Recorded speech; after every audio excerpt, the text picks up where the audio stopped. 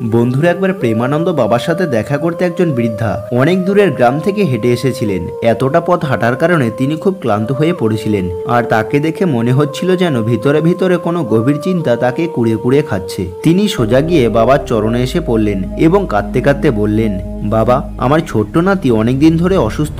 তার ঠিকভাবে চিকিৎসা করার মতো আমার কাছে একটুও টাকা নেই। আমি বুঝতে পারছি না আমি কি করব। তখন বাবা সঙ্গে সঙ্গে নিজের খাবার থালা থেকে এক টুকরো রুটি হাতে নিয়ে আলতো করে হাত বুলিয়ে বললেন, মা, এটা প্রসাদ ভেবে তোমার নাতিকে খাইয়ে দিও। চিন্তা করো না, সব ঠিক হয়ে যাবে। ওই বৃদ্ধা সে রুটি নিয়ে নিজের বাড়ির দিকে রওনা দিলেন। পথে যেতে যেতে তার মনে বারবার প্রশ্ন উঠছিল, মাত্র এক টুকরো রুটি দিয়ে আমার নাতি কিভাবে ভালো হবে? বাবা কি আমাকে বোকা বানালেন? তবুও তিনি বাড়ি গিয়ে তার নাতিকে রুটি খাইয়ে ঘুম পাড়িয়ে দিলেন। পরের দিন সকালে দেখলেন তার নাতি অনেকটাই সুস্থ হয়ে গেছে এবং হাসতে হাসতে চারপাশে খেলছে। ওই অলৌকিক ঘটনাটি দেখে ওই বৃদ্ধার চোখের জল থামছিলই না। তখন তিনি বুঝতে পেরেছিলেন কেন প্রেমানন্দ বাবা সকলের এত প্রিয়। তো বন্ধুরা, কমেন্টে জয় রাধারানী অবশ্যই লিখবেন।